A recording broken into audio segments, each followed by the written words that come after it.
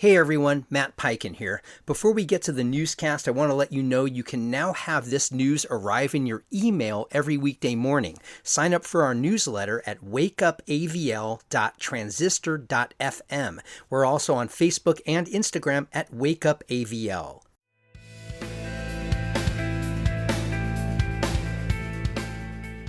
Wake up, Asheville. I'm Matt Peiken, and this is your newscast for Tuesday, November 11th.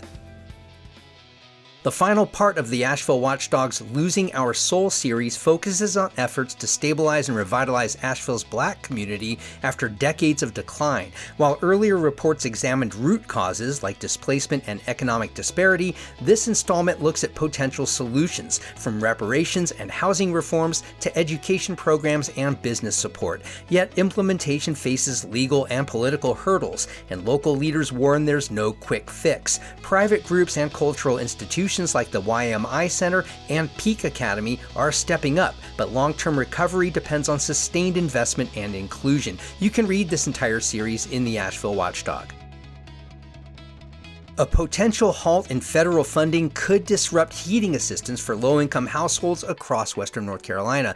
The Low-Income Energy Assistance Program provides one-time utility payments to help families cover winter heating bills. But as the federal government is still technically in shutdown mode, state officials warn that no new applications will be accepted unless a budget is passed. Pre-approved elderly or disabled households will still receive aid, but others may go without. Last year, Buncombe County served over 1,500 homes through the program. You could read more about this at Blue Ridge Public Radio. Overnight closures on I-26 in South Asheville began this weekend as crews dismantled the old Blue Ridge Parkway bridge. Through Thursday, both directions of the highway will shut down nightly from 8 o'clock until 6 a.m. between exits 33 and 37. The closures allow workers to safely remove bridge girders following the earlier removal of the bridge deck. Marked detours will be in place with adjusted traffic signals. The old bridge's removal makes way for future interstate expansion beneath the newly opened Parkway Bridge. Closures may shift depending on winter weather. You can read more about this in the Citizen Times.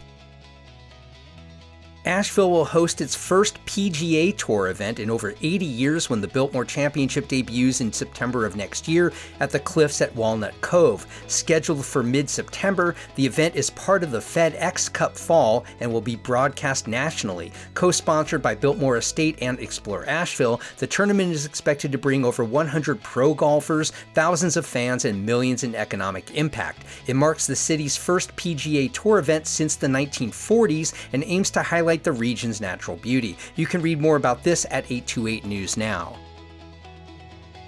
And ownership of the Asheville Yoga Center's 2 north downtown properties have officially transferred to AyurPrana, a wellness company specializing in yoga and Ayurveda. Though AyurPrana has operated the center since 2022, the $3 million property sale finalizes its full integration into the company's growing AyurPrana Village in Asheville. The center, originally opened in 1997 by Sonny and Stephanie Keach, expanded multiple times before moving to Liberty Street. AyurPrana says the transition won't affect daily operations.